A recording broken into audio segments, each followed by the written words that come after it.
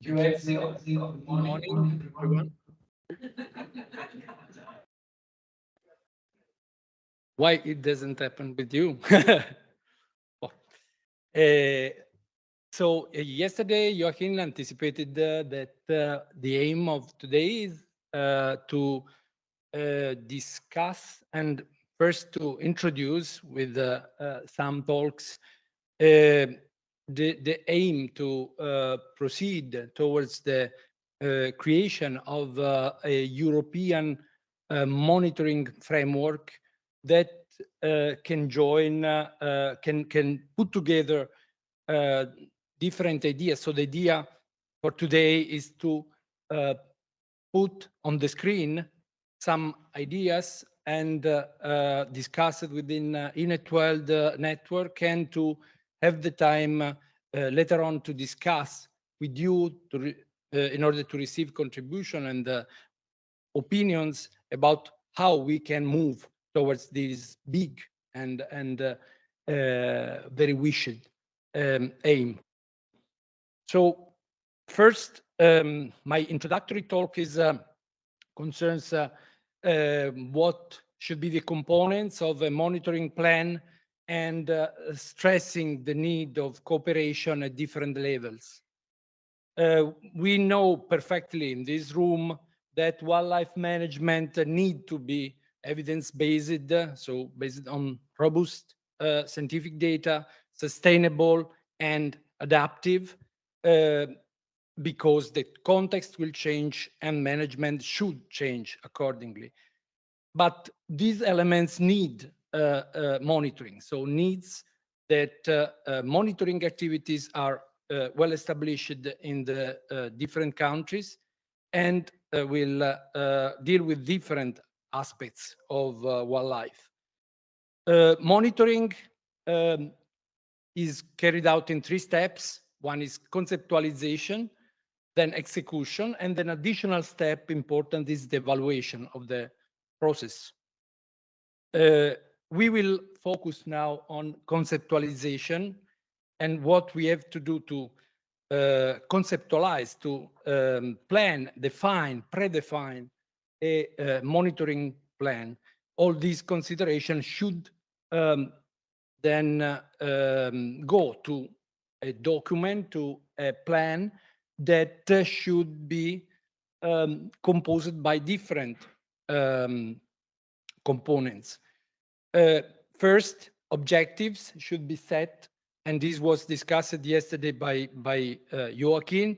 So with the contribution of the decision makers and stakeholders, the focus on the objectives should be clarified, and priorities should be established according also to the available resources. And targets should be also defined that can be single species, multiple species, and different kind of targets can be population data, like distribution, abundance, and so on, impacts of the of wildlife, or the human dimension, so people attitude, tolerance, these such aspects of human dimension. Then data collection that implies, and we would stress later on with other talks by Tomasz and Jota, about the need of a strong sampling design, focusing on what should be collected, how, where, in which areas, in which period of the year should be collected, and also who is going to collect, which skills should have, who is going to collect data, with clear indication of rules and the workflow. Data management is also an important, crucial part of the monitoring plan, which implies the definition of standards, data model, repository, so how data should be stored, and also data policy. So if data are going to be open or available with restrictions and so on. Then the data analysis that will lead to the estimation of parameters that can be used to for extrapolations to upscale data collected in single areas to broad areas. And so modeling is an important component of data analysis, and predictions can also be produced. And finally, reporting activity, where summary statistics, summary data should be well organized and clearly presented, because this is the step to communicate the results of the monitoring to decision makers. And also communication of the results to stakeholders will be an important part therein.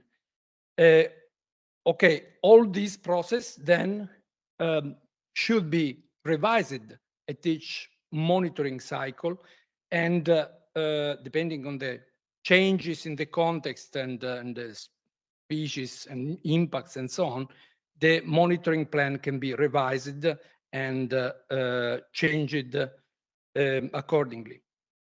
Now, the motivations for a monitoring plan, for monitoring in general, can be different, and can be conservation, ecological impacts that can be real impacts or risks of future impacts, economic risk impacts, the direct use of wildlife or game species, sanitary risks and impacts. And these aspects are managed by different sectors, so that environment sectors, for instance, under the legal frame of Bear Directive, we saw yesterday about it, Bear Directive, Habitat Directive, there are some obligations and monitoring activities to perform. For the agriculture, for instance, the impacts in agriculture, but economical and also ecological impacts, and even hunting activities are under the control of the agriculture. And the legal frame here is limited to the invasive alien species regulation. And the sanitary aspects that are also implies some obligations that are mostly focused on pathogens, but also some population monitoring is needed. So all these different aspects, some of these include risks that can become impacts. And monitoring is important to give the basis to intervene and be proactive. Being proactive implies the use of resources to prevent the risk of future impacts, but avoid the use of much more resources to face the real impacts. So proactive management founded on monitoring activities and available data can be a way to save money, so to say. But if different sectors are involved in monitoring activities, what about species that are of interest for different sectors? And we have a clear example, for instance, with the wild boar, so that this game species is impacting crops and ecosystems, and is also an issue for sanitary aspects. Thus, it's important to stress that cooperation among sectors is fundamental. And considering that different sectors have different priorities, so it's not an easy task to have to put together and to have a coordination among sectors, and they should be able to converge on common objectives for monitoring. For instance, again, in the case of wild boar, we can need numbers for several reasons to fix quotas, for instance, for hunting, to assess risk of ecological impact or economic impact, to assess sanitary risk, and so on. And it's quite often monitoring activities performed separately by different sectors. And this is a waste of effort. So it's possibly, it should be stressed that in the future, it would be useful to have integrated monitoring plans. Also, the scale is a crucial aspect, because we have a local scale with several actors involving the academics, the parks, the local administrations, then regional level with regional administration, and national level with national agencies, ministries, and so on, and European, the highest level, with different international institutions that are interested in monitoring, but also the coordination among these levels sometimes is quite often is lacking. So it's important to have an horizontal coordination among sectors, but also a vertical coordination between different institutions involved in monitoring. And of course, smaller is the scale, higher is the detail of the information collected, and the accuracy of the data collected. And these data can be then used for extrapolation, upscaling the information to different levels. So this is a reason more to have a coordination among the different actors. This is the approach, for instance, of the observatory. And don't forget that there are many ongoing monitoring activities, many institutions involved in monitoring and in even coordinating monitoring at different levels. And it's important to look around and see what the others are doing, not just proceed on our own way. And so it's extremely important in the future to